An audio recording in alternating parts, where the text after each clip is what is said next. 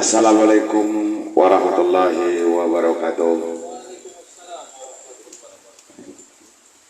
Alhamdulillah, pada malam hari ini kita berjumpa kembali di program Ngopi Ngobrol Ekonomi Tinggi di Ampera Borolubis.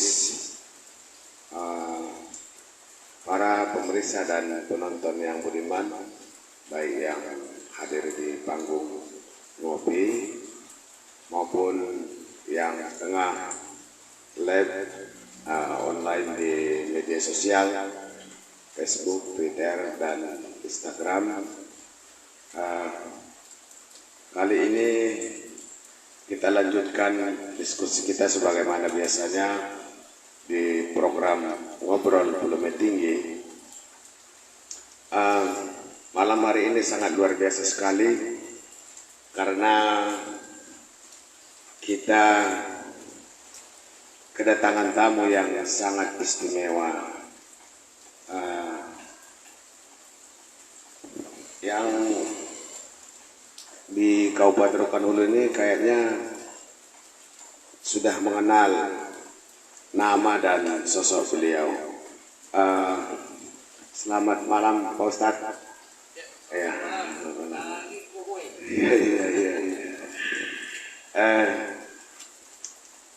Pak Ustadz, ini malam ini kita akan diskusi tentang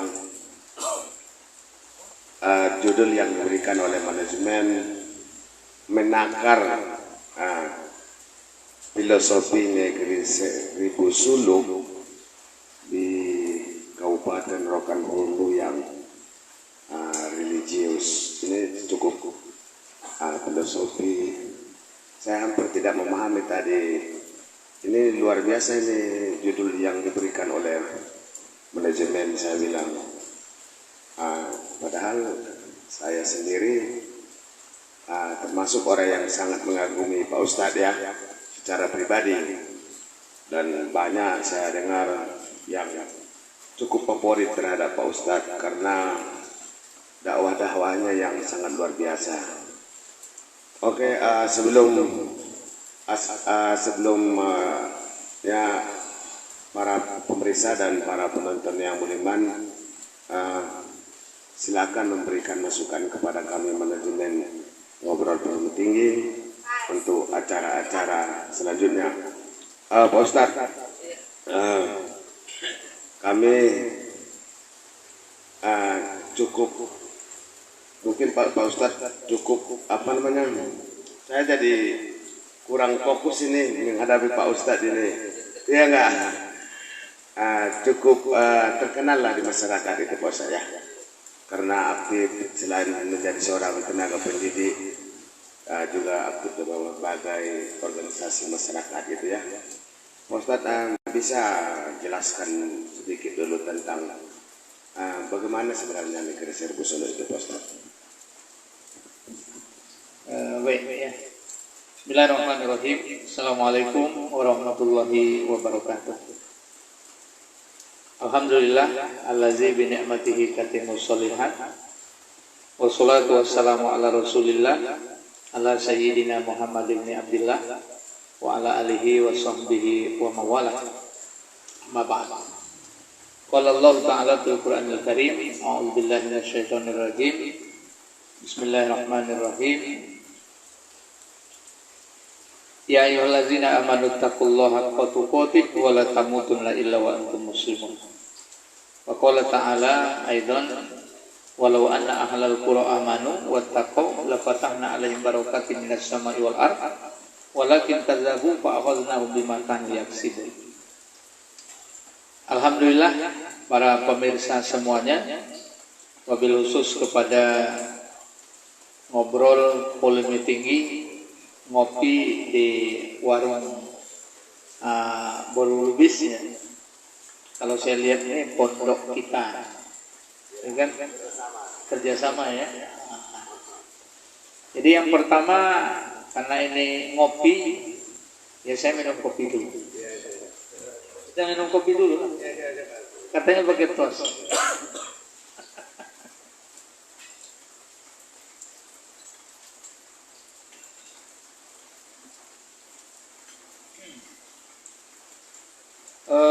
Baik. Yang pertama, saya mengapresiasi, memberikan penghargaan yang setinggi-tingginya dengan kehadiran daripada ngobrol volume tinggi yang ditajak oleh orang-orang kreatif. Ini saya memandangnya ini orang kreatif. Jadi saya berharap produksi seperti ini harus kita tingkatkan. Dan kalau bisa ke depannya ini kita sebarkan berita sehingga kalaupun nggak hadir ke lokasi studio, tapi di mana-mana orang menyimak. Ini satu terobosan yang luar biasa. Terima kasih kepada abang kami, Bang Ramlan. Ini senior saya. Kemudian Adinda Ade. Ya, kemudian jurnalis sandal kita, adik saya. Malam ini tampilannya ingin saya tanyakan, sebenarnya tampil bergaya koboi ini gimana ya? Oh, ciri khasnya ini luar biasa. Saya kalau tahu pakai seperti ini tadi, saya mungkin tampilnya kayak koboi juga. Biar agak sedikit selaras ya. Kemudian rekan-rekan yang hadir di sana, ada wartawan senior abang kami Bang Sobu. Kalau dilihat dari jaketnya dia mahasiswa ini. Mahasiswa tingkat tinggi. Alhamdulillah. Jadi yang pertama saya apresiasi artinya saya berikan pujian, saya berikan dorongan motivasi. Ini mesti diperbanyak, kalaupun tidak diperbanyak, paling tidak channel salurannya diperbanyak. Fokus tetap di sini sebagai pusatnya, tapi informasi bisa nyambung ke seluruh channel yang ada, terutama rekan sahabat yang peduli dengan pergerakan ke depan untuk kebaikan ya. Saya pengalamannya juga kalau di Ujung Batu itu ada namanya kumpai. Nah, itu kumpai juga seperti ini. Posisi kumpai itu di Lubuk Bendahara. Di Lubuk Bendahara juga kita pernah masuk ya, berapa tahun yang lalu. Sekarang tak lagi. Jadi saya ucap apresiasi tinggi pada semuanya. Semoga dimudahkan Allah dan bisa istiqomah ke depan. Kemudian yang kedua, kalau tadi ditanya mengenai filosofi negeri Seribu Sulu ini, di mana judulnya yang pertama tadi apa? Menakar. Jadi ada, kalau orang kuliah itu biasanya dari judul itu dijelaskan dulu supaya mudah kita memahami gitu. Jadi menakar, iya sama dengan mengukur ya. Mengukur, menakar dari apa tadi? Mengukur, menakar filosofi negeri Seribu Sulu. Baik. Berarti di sini ada elemen kata yang mesti kita perjelas supaya semua kita paham. Jadi yang pertama tentang makna menakar. Nah, menakar ini maknanya mengukur. Ya. Jadi menakar, mengukur, berarti kita harus melihat beberapa identifikasi atau spesifikasi sesuatu itu. Sebuah HP baru disebut HP jika ada unsur ini, unsur ini, unsur ini. Kopi aren yang kita minum baru disebut kopi aren. Ada arennya, ada kopinya, ada airnya, ada semacam gulanya, baru dia disebut kopi aren. Nah, begitu juga negeri Seribu Sulu ini kita takar. Namun sebelum menakarnya kita jelaskan dulu Seribu Sulu itu apa. Nah, kan? Sangat lucu kalau kita tinggal di Rokan Hulu ini yang diberi julukan Seribu Sulu, tapi kita tidak tahu apa itu Seribu Sulu. Menurut hemat kami, 1000 itu kalau dihitung dalam arti angka ya semua paham 1000. Tapi kalau dibawa ke kualitas angka, 1000 itu adalah lambang dari banyak. Jadi bukan hitungnya 1000 tapi banyak. Nah, gitu maknanya banyak. Jadi jangan sekali-kali kita ketika tidak sampai jumlahnya 1000 hanya dapat 750 lantas kita menyalahkan filosofi ini. Enggak, karena maknanya situ 1000 itu maknanya banyak, bukan hitung angka 1 sampai 1000, bukan. Nah ini perlu nih, karena kadang ketika nggak didudukkan ini dicemoohkan. Ngapain dikasih nama 1000 suluk? Sampai enggak 1000 suluknya? Bukan sampai 1000 suluknya, tapi banyak enggak? Banyak enggak tempat suluknya itu? Nah, kan begitu. Jadi ini harus dijelaskan supaya ada satu kata dalam hal ini. Yang kedua, suluk. Nah, suluk ini nanti ada yang membuat arti kata suluk itu. Tapi kalau saya tidak memaknai arti kata, tapi saya memaknai kenapa disebut suluk. Karena suluk itu sendiri maknanya adalah berjalan, atau bisa dimaknakan menuju. Dan ini biasa dipakai suluk itu menuju kepada Allah. Nah, jadi itu disebut suluk. Man salaka, ada hadis Nabi, man salaka thoriqan, barang siapa yang menempuh. Jadi suluk itu maknanya menempuh. Jadi orang berjalan itu menempuh dia. Nah, kalau suluk itu menempuh namanya makoman. Makoman itu 7 tahap yang akan dijalani oleh seseorang yang berzikir menghubung kepada Allah. Jadi ada ridho, ada tobat, ada sabar, ada tawakal, sampai nanti dia menemukan dirinya bersama dengan Allah. Jadi suluk itu bukan main-main sebenarnya. Bukan main-main. Jadi siapa yang masuk ke kawasan suluk itu maknanya orang itu sedang menempuh jalan menuju Allah. Ada tahap-tahapnya, tangga-tangganya yang dia tempuh. Nah, begitu. Ini perlu dipahami. Jadi man salaka thoriqan yaltamisu fihi ilman sahalallahu lahu thoriqan ilal jannah. Jadi di situ ada 2 kalimat. Thoriqah itu artinya jalan, salaka ini menempuh, jadi menempuh jalan. Jadi ketika disebut negeri 1000 suluk itu artinya sebuah negeri yang penduduknya banyak, ramai, melakukan perjalanan menuju Allah Subhanahu wa taala dengan mengutamakan amalan zikir. Nah, maka suluk ini puncaknya zikir. Zikir itu ya macam, ada zikir subhanallah, alhamdulillah. Nah, jadi sebagai sebuah kesimpulan dari pertanyaan pertama, bahwa takaran negeri 1000 suluk itu adalah komponen masyarakatnya, mulai dari umaroknya, ulamanya, rakyatnya, ya, sebagai siapapun dia adalah mereka-mereka yang senantiasa banyak berzikir kepada Allah dalam rangka menempuh jalan menuju Allah Subhanahu wa taala. Begitu. Luar biasa. Itu sekilas tadi penjelasan Pak Ustadz Dr. Hace ya Pak Ustadz ya, tentang negeri 1000 suluk. Cuma Pak Ustadz itu kan tadi manajemen mengasih judul di kabupaten yang religius, kan begitu. Secara harfiah mungkin sudah dijelaskan tentang apa makna dari negeri 1000 suluk.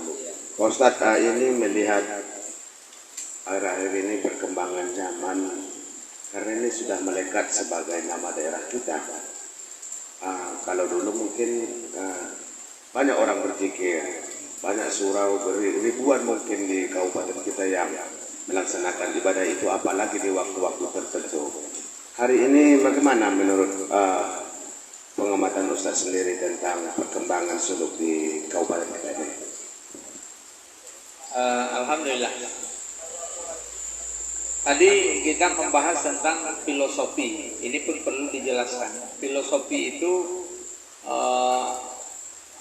berasal dari kata sebenarnya falsafah, sesuatu yang mendasar.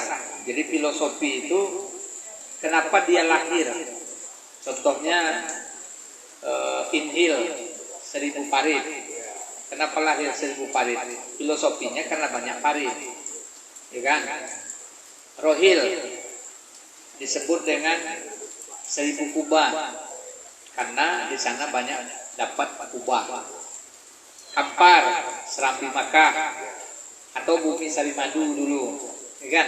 Aceh Serambi Makkah. Kemudian alhamdulillah kita beruntung sebenarnya yang tinggal di Rokan Hulu ini beruntung karena dari namanya saja sudah mengarahkan kita untuk mendapatkan sebuah keberkahan, yaitu 1000 suluk. Dan kita juga mengingat jasa dari ayahanda dari Ade sebagai salah satu sahabat saya, sebagai ketua MUI juga. Beliau sangat getol juga untuk mengumandangkan negeri 1000 suluk ini. Jadi tentunya kita sebagai penghuni ataupun penduduk Rokan Hulu ini, yang pertama saya rasa harus banyak bersyukur ya kepada Allah karena hidup di negeri yang sama-sama mencari keberkahan melalui nama 1000 suluk. Kemudian bagaimana perkembangannya? Tentunya di sini ada pengakuan yang harus kita akui. Misalnya negatifnya apa, ya positifnya apa. Bukan suluknya yang negatif, bukan suraunya yang negatif, tapi pola perkembangan yang terjadi di negeri ini. Itu. Contohnya kita katakan begini, menurut akal sehat, kalau negeri ini memang betul takarannya sebagai negeri 1000 suluk, maka yang pertama itu adalah yang bertanggung jawab penuh itu yang pertama adalah pemimpin. Ya, pemimpin negeri ini sebaiknya orang bersuluk. Karena lucu sekali kalau dia pemimpin negeri 1000 suluk, tapi dia sendiri tidak tahu tentang suluk itu. Ini satu tendensi politik yang memang harus dikedepankan oleh masyarakat kita. Bahwasanya sebaiknya umarok kita di level mana saja, sebaiknya mengikuti keadaan negeri ini, yaitu menjadi negeri 1000 suluk, yaitu dengan masuk pada torikoh namanya. Torikoh itu ya macam-macam lah, ada torikoh Saziliyah, torikoh Qadiriyah, ada torikoh Naksabandiyah, silakan. Tapi intinya sebaiknya dia adalah pengamal torikoh itu. Kalaupun nanti tidak menjadi tuan guru atau hebat di sisi itu, tapi paling tidak dia memiliki tali hubungan dengan 1000 suluk tadi. Tujuannya apa? Supaya nanti antara nama yang dipakaikan di kampung negeri kita ini dengan keberadaan dia sebagai pemimpin itu balance.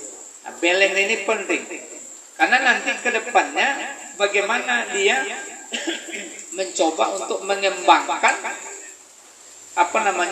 orang supaya menuju Allah Subhanahu wa taala. Suluk kepada Allah taala. Ya. Tinggal mana pilihannya, tapi yang jelas jiwa keagamaannya itu menjadi hal yang pertama dan utama untuk memimpin negeri ini. Nah, ini bukan berarti tendensinya memilah-milah, tidak, tapi menyesuaikan dengan makna 1000 suluk. Nah, lucu enggak kira-kira? Coba kita jadi pemimpin di negeri 1000 suluk, tapi kita tidak bersuluk atau tidak masuk di dalam suluk itu. Kira-kira lucu enggak? Maksudnya cocok enggak kira-kira? Seharusnya kan gitu. Kita nyarinya yang seharusnya. Memang bisa saja tidak masuk, dia bisa saja. Tapi sebaiknya gitu. Jadi supaya perkembangan filosofi itu bisa subur dia, tumbuh terus dia dikembangkan. Ini yang bertanggung jawab penuh itu dulu. pemimpinnya. Itu wajib bertanggung jawab penuh. Malah kalau dalam pernah saya duduk di kedai kopi, ngomong-ngomong bapak-bapak itu katanya sebaiknya ini diusulkanlah ke lembaga adat Melayu katanya. Apa itu usulannya? Supaya salah satu syarat pemimpin rohul itu ya harus orang torikoh gitu, harus orang yang mengerti daripada negeri seribu suluk itu. Waktu itu saya mendengar pernah seperti itu perbincangannya. Tapi bagi saya tidak terlampau dalam memikirkan itu, namun saya hanya menghimbau melalui media kita malam ini bahwa yang pas itu ya memang sebaiknya mengenal tentang hakikat seribu suluk itu, dan kalau perlu juga bisa mengikuti zikir, mengajak bersama untuk keberkahan negeri yang kita cintai. Itu begitu. Oke, terima kasih Mas Tata. Para pemirsa dan penonton yang budiman, tadi sudah dijelaskan oleh Al-Ustadz Dr. Honoris Causa Haji Yulai Isman SAG kepada kita bagaimana tentang realitas suluk hari ini di Kabupaten Rokan Hulu. Pak Ustadz, kita sedikit masuk ke materi. Saya juga sering disampaikan bahwa belajar ilmu suluk itu nggak sembarangan, nggak main-main. Sebenarnya bagaimana ini Pak Ustadz? Bisa nggak dijelaskan tentang makna bersuluk ini Pak Ustadz? Dia makna bersuluk ini ibarat orang masuk sekolah. Jadi setiap orang masuk sekolah itu kan pasti ada syarat-syaratnya, pasti ada cara-caranya. Gak mungkin lah orang masuk sekolah nyelonong aja. Maka sama dengan suluk ini, ya ada adab-adabnya, ada tertibnya, ada caranya. Tapi sepengetahuan saya, kuncinya ada pada kemauan saja. Kemauan saja. Jadi siapapun bisa masuk dalam dunia persulukan. Didahului dengan masuk torikoh namanya. Torikoh itu artinya masuk pada jalan menuju ke sana, di mana dibimbing oleh seorang mursyid. Mursyid itu artinya tuan guru yang meluruskan. Lalu nanti diajari zikir-zikirnya, diajari zikir-zikirnya. Intinya bahwa masuk sebuah persulukan didahului dengan masuk torikoh itu tidak ada bahayanya. Ada jurusan tasawuf, ya, ada suluk, karena memang tasawuf itu makna sebenarnya itu adalah pensucian jiwa, tazkiyatun nafs. Dan itu orang bersuluk berzikir itu dengan banyak berzikir itu jiwanya jadi suci, sehingga glamoritas dunia itu tidak begitu besar dalam kehidupannya. Oh ya, ada tadi yang belum terjawab oleh saya. Pertanyaan kedua ini tadi itu masalah perkembangan negeri seribu suluk, ya, realitanya. Alhamdulillah, karena saya ini termasuk salah satu dari jamaah toriko. Tuan guru saya Khalifah Basir Surabaitul Amal. Saya masuk toriko itu tahun 2000, berarti sudah lebih kurang 23 tahun yang lalu. Sepengetahuan saya, alhamdulillah, kita masih bersyukur kepada Allah tentang negeri seribu suluk ini. Itu surau-surau, menosah-menosah itu masih bertebaran. Masih bertebaran ratusan banyaknya, kalaupun kita menyebut ribuan banyaknya di negeri seribu suluk ini, ya, dengan anak jamaahnya yang juga ramai. Namun, ini ada kata namun, perhatian dari pemerintah terhadap perkembangan jenis persulukan ini agak kurang. Bukti kurangnya mana? Kesadaran jamaah itu kan sebenarnya timbal balik dengan perhatian. Ya, tidak bisa kita mengatakan jamaah itu malas kalau tidak ada pancingan. Kalau ada pancingan, malasnya jadi hilang.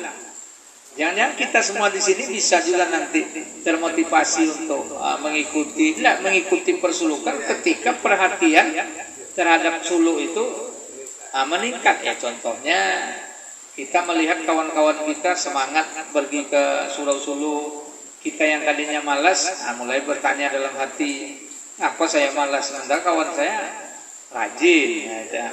Rupanya kawan ini rajin tadi karena di surau-surau itu jalan ke sana bagus, suraunya nyaman, kemudian tuan guru yang membimbing pun dapat secara khusyuk karena secara finansial terbantu pula dia oleh umarok tadi.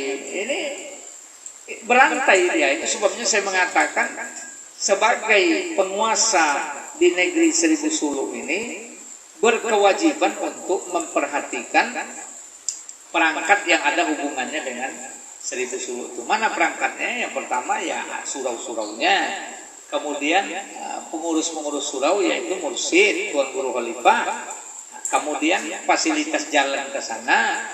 Ya, intinya tidak bisa tidak, itu menjadi yang pokok lah gitu. Karena nama ini tidak bisa kita hilangkan, tidak bisa kita hilangkan. Namun saya melihat ini agak melemah dari perhatian pemimpin kita, dan melalui live stream ini kritikan saya ini boleh ditanggapi, boleh tidak, nggak ada masalah. Artinya boleh ditanggapi oleh pemerintah, boleh tidak, lihat aja kenyataannya gitu kan. Tapi intinya mudah-mudahan ke depan bisa diperhatikan dengan lebih baik lagi gitu ya. Kemudian satu hal lagi, saya sering mendengar apa kata orang ini bisa kita bincang. Apa itu Lokan Hulu? Itu bukan negeri Seribu Suluk, itu negeri 1000 KP, bukan Seribu Suluk, itu 1000 KP kata dia. KP-nya ya tanda petik ya. KP tanda petik itu maksudnya bukan KP kayak begini nih. Ini kalau KP kayak begini harus diperbanyak ini. Ya kan, ini positif. Artinya perbincangannya bagus, mendatangkan manfaat ya. Bukan KP-nya yang kita anti gitu. Tapi apa yang terjadi di KP itu yang sering paradok dengan, atau paradok itu artinya sering benturan dengan makna Seribu Suluk. Seribu Suluk itu kan tadi menuju Allah. Kalau 1000 KP ini tanda petik KP yang menuju kepada melawan Allah. Karena di situ maksiatnya banyak, ya kan? Apalagi negeri kita ini, ya kita harus jujur juga melihat banyak narkoba. Maaf ini narkoba. Kadang Mbak beli kacang goreng, karena pernah saya dengar itu dari salah satu tokoh kita di pemerintahan. Kemudian juga pergaulan bebas yang menghancurkan tatanan rumah tangga juga banyak terjadi. Ditambah lagi peredaran minuman keras, perjudian. Ya kita tidak menuduh, memang sebuah daerah itu di mana saja kadang-kadang itu muncul kan gitu. Tapi ketika kita bincang negeri kita 1000 suluk, sudah seharusnya 1000 suluknya menaik, 1000 KP-nya turun. Itu logikanya harus begitu. Jangan sampai nanti terbalik, 1000 suluk turun, 1000 KP muncul. Jangan, kan begitu. Jadi yang paling penting itu ya perhatian daripada pemerintah sebagai punya kuasa, demikian. Oke Pak Ustadz, itu penjelasan Pak Ustadz tadi. Tapi Pak Ustadz saya agak pertanyaan agak pribadi nih Pak Ustadz. Soalnya saya duduk-duduk di tempat masyarakat ini, di warung-warung kopi. Ceritanya saya dengar agak lain nih. Padahal saat ini kan tidak ada, masih tahun 2024 lagi ada pesta politik. Tapi ini ngomong-ngomong tentang pemimpin ini Pak Ustadz. Ini ngomong tentang pemimpin. banyak bilang saya kalau Ustadz itu yang jadi orang nomor 1 di Raul, cocoklah karena beliau pintar, ceramah kita tenang. Bahkan masjid-masjid saya pernah dengar ceramah Ustadz di Kampung Pawan sana, ya enggak? Memang saya juga salut sama ceramahnya kan gitu. Ini dari mana ini isu ini kok bisa ada jadi calon Bupati Raul? Diterangkan dulu Pak Ustaz. Sebelum saya nerangkan ini, kerongkongan saya sudah kering nih. Ini kopi saya sudah habis. Kan ngopi volume tinggi ini memang ngobrol volume tinggi ini tahulah. Buka langsung. Ustaz Adi. Jadi ngobrol volume tinggi, ibarat bawa mobil nih gasnya gigi satu ini ya. Gigi satu. Jadi baik. Begini. Ini pembicaraan yang menarik ini sahabatku sekalian. Ketika kita bincang masalah tahun politik, sebenarnya tahun politik itu bukan 2024, 2023 itu sudah dimulai. Iya. Apa sebabnya? Karena 2023 ini khusus untuk rekan-rekan sahabat yang akan maju sebagai wakil rakyat dan pemilihan presiden itu kan bulan 2 2024 Februari. Biasanya 1 tahun menjelang pemilu itu orang sudah pada bersiap semua. Ibarat perahu segala macam udah harus disiapkan, dayungnya, gayungnya, talinya, ya kan? Agar layarnya itu terkembang dengan baik sampai ke tujuan, kan gitu. Jadi ini sudah tahun politik dalam pandangan saya. 2023 itu sudah tahun politik. Sudah. Kemudian tahun 2024 itu memang di situ masa untuk pelaksanaan politiknya. Jadi 2023 persiapan, 2024 itu eksekusinya. Gitu. Benar adanya bahwa saya ingin sampaikanlah dulu tentang tadi saya mengatakan warna dari sebuah daerah itu tergantung dengan pemimpinnya.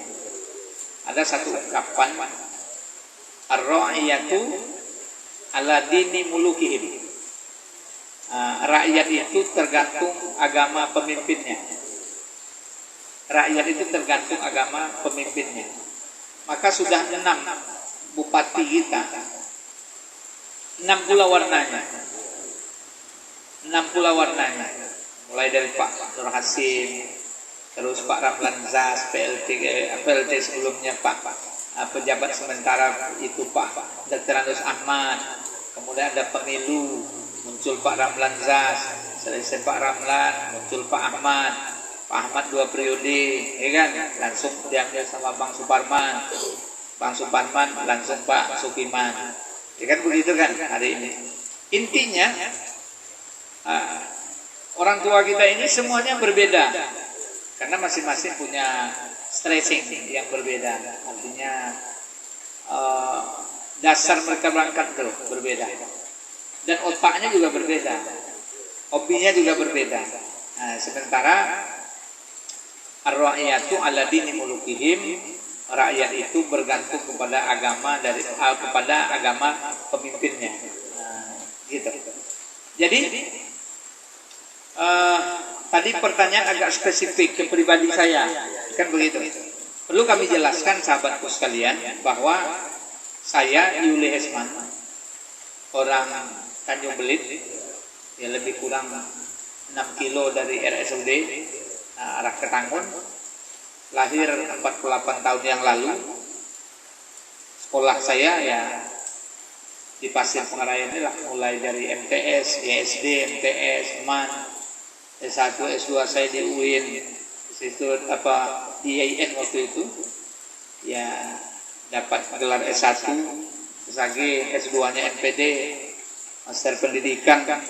Kemudian saya dapat penghargaan Dr. Honoris Causa dari UPM. UPM ini Malaysia. tanggal 17 Agustus tahun 2022 kemarin, sudah hampir 1 tahun yang lalu. Ya, dengan tupoksi saya yaitu penghargaan atas perkembangan dakwah yang saya jalani. Itu mengumpulkan portofolio atau mengumpulkan bukti dakwah saya selama 3 tahun. Diambil di Facebook, diambil di WA saya, diambil dari Instagram. Semuanya itu dibukukan lalu diseminarkan di depan para profesor. Habis itu ada wawancara. Selesai itu barulah ada penghargaan berupa Dr. Honoris Causa itu. Ya. Mereka menilai konkret, dasarnya ada fakta. Jadi bukan dibeli. Nah, jadi jangan sampai nanti ada anggapan, oh ini dibeli, dokter dibeli ya. Tapi prosedur itu tetap ada mengeluarkan uang. Kenapa mengeluarkan uang? Ya namanya pengurusan administrasi, pertanggungjawaban, penerbitan penghargaan dan lain sebagainya tetap, tapi bukan dibeli. Nah ini harus jelas itu tolok ukur. Dan saya dakwah itu sejak tahun 90, kelas 3 MTS ya, itu sudah dakwah saya. Honda yang saya pakai pertama itu Hondanya Bang Muas. Kalau kenal Bang Muas, dinas pasar dia, udah meninggal beliau almarhum. Honda dia yang saya pakai, beliau tinggalnya kemarin di rumah di dekat Taman Kota, dekat terminal lama. Itu ada rumah tinggi, Bang Muas tuh dulu. Mungkin kalau adik belum kenal. Jadi saya dakwah itu sudah 33 tahun. Ya. Jadi jujur saya sampaikan, ada ungkapan di kaki 5 tadi, mungkin karena pertama melihat ada poster-poster saya yang tersebar. Nah, bisa jadi gambar saya, ya. Namun di gambar itu tidak ada bahasa politik sama sekali, ya. Karena memang bunyinya itu masyarakat bersatu, masyarakat jadi kuat. Mari bangun Rokan Wudu lebih baik 2024. Jadi kalimat itu yang ada di poster. Jadi bukan pilih saya atau saya dari partai ini, seperti calon-calon dewan, enggak. Karena saya terikat dengan pegawai negeri. Saya 12 tahun lagi baru pensiun. Keseharian saya di Kementerian Agama, di kantor KUA sebagai penyuluh. Penyuluh ini ya tukang suluh lah, tukang suluh, tukang bimbing, ya kan? Selama 33 tahun itu saya udah dakwah tuh kemana-mana, 16 kecamatan ini. Iya. Memang ada beberapa desa yang belum saya masuk, namun kalau nama seperti yang disampaikan di awal tadi, ya bagi yang melek dengan kegiatan rohul ya paling tidak tahu juga lah tentang saya. Ya, tak pun tahu semua tapi tahu lah gitu. Lalu benarkah saya mau maju untuk rohul 1? Kan gitu. Kalau masyarakat ingin, kenapa tidak? Kan kuncinya kan itu. Kuncinya kan itu. Kalau masyarakat mau, kenapa tidak? Dan kita dapat support juga dari sahabat-sahabat kita seperti Bang Pacan dari Pekanbaru. Kapan lagi Ustadz kalau nggak sekarang katanya. Kemudian dari Pak Ahmad DPR RI sekarang juga. Kemudian dari Pak Haidir, Pak Masrul Kasmi, Dr. Jupenderi. Kemudian karena kita coba nanya dengan yang kita anggap senior-senior, ya, kita coba nanya, termasuk kepada para ulama kita nanya, kepada tuan guru kita nanya, kepada tokoh-tokoh kita nanya. Karena kita tidak ingin kita yang mau, tapi masyarakat tidak mau. Untuk apa? Untuk apa? Pernah satu pagi di subuh Jumat, selesai dalam pengajian, ada satu jamaah nanya, Ustaz katanya, kami dengar Ustaz nak maju. Aku bahasa Melayu. Ustaz nak maju, Ustaz. Maju apa? Maju bupati. Sebenarnya apa na Ustaz Koja? Ustaz kalah tonang. Ustadz itu kalah tonton, pegawai negeri, gaji tiap bulan lain, pondok pesantren lain, pondok pesantren ada, pegawai negeri lagi. Kemudian diundang ceramah, dapat amplop, kecuali di sini. Lain di amplop amplop itu. Lain dari Bang Sobu. Jadi apa yang Ustaz kejar? Mau maju jadi bupati? Maka saya singkat jawab. Saya singkat jawab saja bahwa saya maju nanti untuk bupati kalau masyarakat mau. Kemudian yang kedua, jiwa saya terpanggil itu karena untuk merubah keadaan Rokan Hulu ini tidak bisa hanya dengan ceramah. Lidah itu berapalah kuatnya? Paling cuma sampaikan. Tapi kalau kita sudah memegang kekuasaan, akan lebih bisa kuat, kita bisa berbuat.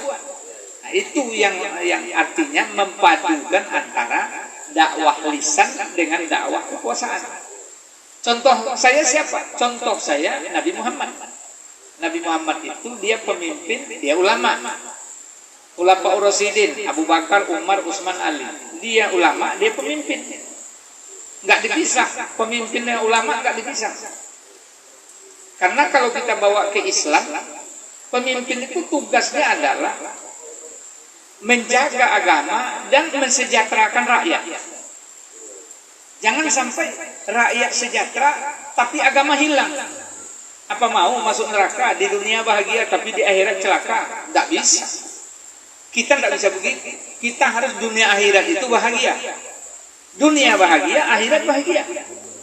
Caranya bagaimana? Agama dijaga, sejahterakan dunia. Dan satu hal yang perlu kita ingat, apabila agama sudah benar diamalkan, kesejahteraan itu pasti datang. Dia yang bikin masalah kita itu karena agama kita tinggalkan, sehingga Allah jauh dari kita. Akhirnya pertolongannya pun tak datang kepada kita. Kita pun berkeluh kesah. Padahal kalau teropong ke diri, ternyata hubungan kita dengan Allah itu sudah rendah. Negeri Seribu Suluk, kita ingin penduduknya sejahtera dari seluruh sisinya, dan mereka bisa mengamalkan agama dengan benar, sehingga dunia akhirat itu dapat tercapai dengan sebaik mungkin. Jadi kesimpulannya, saya ya kalau diinginkan oleh masyarakat, ya insya Allah saya maju, tapi kita lihat dulu bagaimana tanggapan dari masyarakat kita. Demikian insya Allah.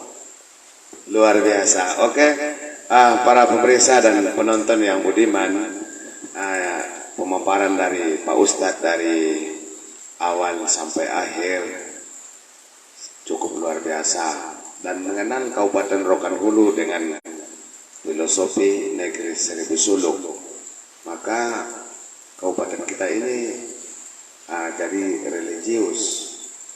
Kalau seperti itu, Ustadz kita ini sudah tahu tentang Rohul ini. Saya pun sepakat dengan mereka itu. Pak Ustadz harus maju. Sepakat saya itu Pak Ustadz. Karena kita membutuhkan pemimpin yang mengenal daerah ini dengan filosofi negeri Seribu Suluk. Itu. Pak Ustadz, kita lanjutkan diskusi kita karena waktu kita sudah hampir mepet nih Pak Ustadz. Mungkin para pemirsa kita minta, ya mungkin ada pertanyaan bagi yang live, bagi yang sedang live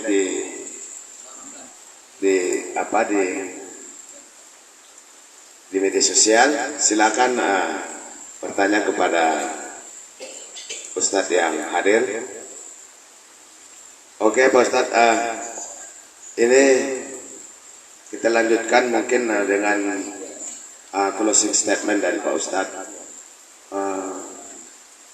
Karena dibilang Pak Ustadz tadi kalau kita taat dengan agama kita, kemudian adanya arahan atau perhatian dari pemerintah, maka kabupaten kita ini akan dapat berkah dan masyarakat sejahtera. Ini tolong dijelaskan dulu, maksudnya bagaimana ini Pak Ustaz?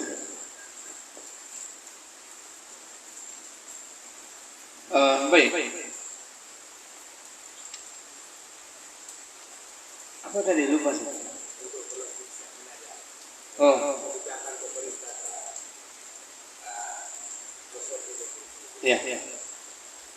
Closing kita ataupun penutup dari perbincangan menarik kita malam hari ini, ya tentunya saya berharap tidak hanya satu kali ini pertemuan. Mungkin ini pertemuan pertama, nanti ada kedua, ketiga dan seterusnya. Karena negeri Seribu Suluk ini tanggung jawab kita semua. Karena kita hidup di negeri Seribu Suluk. Jadi bukan tanggung jawab pemerintah saja. Ini perlu diingat. Ya, sekalipun saat ini mungkin kita bukan sebagai pemerintah atau bukan sebagai penguasa, tapi kita jangan berlepas diri untuk negeri ini. Caranya bagaimana? Ya, yang pertama, jadilah penduduk atau warga masyarakat yang mencintai negeri Seribu Suluk ini. Cara mencintainya coba kita sesuaikan kehidupan kita dengan makna filosofi Seribu Suluk tadi. Yang kedua, sebagai pemerintah kita juga tidak boleh berlepas tangan, tapi harus memperhatikan gerak utama, napas-napas dari Seribu Suluk itu. Ya, perhatikanlah surau-surau Suluk. Kemudian ya bekerja dan berbuatlah kita sesuai dengan filosofi negeri Seribu Suluk ini, ya kan? Itu yang kedua. Ya, sebagai pemerintah jangan berlepas tangan lah. Kemudian yang ketiga, kita di tahun politik ini saya juga mengajak, mari kita cari pemimpin kita yang nanti ke depannya akan memperhatikan negeri Seribu Suluk ini sehingga menjadi negeri yang baldatun thayyibatun rabbun ghafur. Dan itu semua diberdayakan dengan apa yang kita angkat selama ini, yaitu 3 tungku sejarangan. Ada ulama, ada umaro, kemudian ada tokoh adat. Jadi ulama, umaro, tokoh adat ini ibarat sebuah tungku akan memasakkan sesuatu yang ada di atasnya. Nah, jadi saya berharap di 2024 nanti, dikala kita diberi amanah oleh negara untuk sama-sama mewujudkan memilih pemimpin, pilihlah pemimpin yang akan membawa negeri ini menjadi negeri yang baldatun thayyibatun wa rabbun ghafur. Dan satu keyakinan kita, kalau baik agama dari penduduk negeri itu, dipastikan negeri itu akan berkah sesuai dengan janji Allah dalam Quran di surat Al-A'raf itu. Kalaulah penduduk sebuah negeri mau beriman bertakwa, pasti kami akan bukakan keberkahan dari langit dan akan kami keluarkan keberkahan dari bumi. Itu janji Allah yang tidak akan ada dustanya. Nah, maka ini tugas kita bersama. Nah, tinggal lagi kalau ada misalnya penyakit masyarakat yang kita kenal, nah itu secara arif bijaksana, ya tentunya semua harus berperan di dalam meminimalisir, kemudian mengajak kepada yang lebih baik lagi. Semuanya bisa insya Allah di atas kebersamaan. Jadi sebagai penutup dalam diskusi ini, saya mengucapkan terima kasih kepada rekan sahabat semuanya, dan jika ada kata yang tak berkenan itu datang dari kelemahan diri saya, mohon dimaafkan. Dan jika ada baiknya, tugas kita bersama untuk mengamalkan kebaikan itu. Terima kasih juga kepada koboi kami, pada penilai sidang malam hari ini, dan diiringi oleh hujan yang terus-menerus ini. Ya, alhamdulillah. Sekali lagi saya mengucapkan terima kasih. Subhanaka Allahumma wa bihamdika asyhadu an la ilaha illa anta astaghfiruka wa atubu ilaik. Oh ya, ada satu lagi, mumpung kita siaran langsung. Gerakan dakwah di Rokan Hulu ini saya juga mengajak untuk kita ikuti, ada GSSD ya, gerakan sholat subuh berjamaah. Karena testimoni yang saya dapatkan dari yang ikut, ya mereka sudah banyak perubahan ya. Ya, GSSD ya untuk Ahad ini di Masjid Al-Mu'minin Simpang 3 Boter. Simpatik Simpang 3 Boter. Dan juga untuk daerah-daerah lain di kecamatan di Rokan Hulu ini juga sedang bertumbuh kembang. Itu semua adalah dalam rangka mewujudkan negeri 1000 suluk yang agamis, yang tadi beriman bertakwa kepada Allah Subhanahu wa taala. Mohon maaf, wassalamualaikum warahmatullahi wabarakatuh. Assalamualaikum warahmatullahi wabarakatuh. Oke, terima kasih banyak Pak Ustadz atas penyampaiannya. Para pemirsa dan penonton yang budiman, apa yang disampaikan oleh Pak Ustadz tadi itu menjadi bahan renungan bagi kita. Memang benar jika suatu negeri itu beriman dan bertakwa kepada Allah, maka akan diberikan rahmat dan keberkahan. Mudah-mudahan Allah memberikan rahmat kepada kita semua. Apa yang kita cita-citakan, termasuk apa yang diperbincangkan dan dicita-citakan masyarakat Kabupaten Rokan Hulu, mendapat pemimpin yang beriman dan bertakwa di tahun 2024. Oke, para pemirsa dan penonton yang budiman, malam ini kami atas nama manajemen Ngopi Ngobrol Volume Tinggi, mohon maaf jika ada kekurangan, kejanggalan dari forum diskusi kita ini. Sekali lagi saya sebagai panelis Raja Paluta, kemudian pimpinan Ngopi Adi Sarkawi, kru Ramlan Lubis, Ustaz Nasution, Adi Irwan Mudayana, mohon undur diri dan kita akan bertemu di waktu yang berbeda dan di tempat yang sama. Assalamualaikum warahmatullahi wabarakatuh.